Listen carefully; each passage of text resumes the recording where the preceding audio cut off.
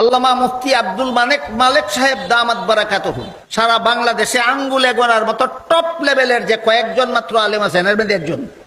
এই আব্দুল মালেক সাহেব আরো কয়েকজন আছেন, 2-4 জন বাংলাদেশে। এদের চেয়ে বড় কোনো আলিম বর্তমান বাংলাদেশে নাই।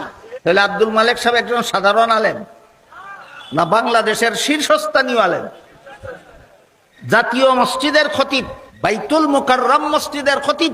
তিনি এই 3 নম্বর ইটটাকে বেদাত বলেছেন মন গড়া না নবীর তরিকার বিরুদ্ধে হওয়ার কারণে।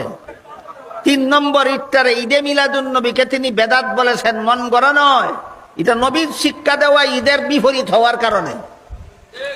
এই কারণে এক সাফাবাজ, ফতুয়াবাজ, ফেতনাবাজ বলে কোনটা সুন্নত কোনটা বেদাত আপনি ফতোয়া দেবেন না কেন? তোর বাপের গার ভাঙ্গানি খতিব জাতীয় মসজিদের মুফতি ফতোয়া দিলে, জাতীয় মসজিদের মুফতি যেহেতু, জাতীয় মসজিদের খতিব যেহেতু, এই জন্য তার দায়িত্ব জাতিকে সুন্নত এবং বেদাত শিক্ষা দেওয়া। জাতীয় মসজিদের খতিবের ওই দায়িত্ব জাতিকে সুন্নত কোনটা বেদাত কোনটা শিক্ষা দেওয়া। তোর মতো ফতুয়াবাদের চাফাবাদীর ভিত্তিতে জাতীয় মসজিদ দায়িত্ব পালন করে না, জাতীয় মসজিদ দায়িত্ব পালন করে নবীর তরিকা মতো।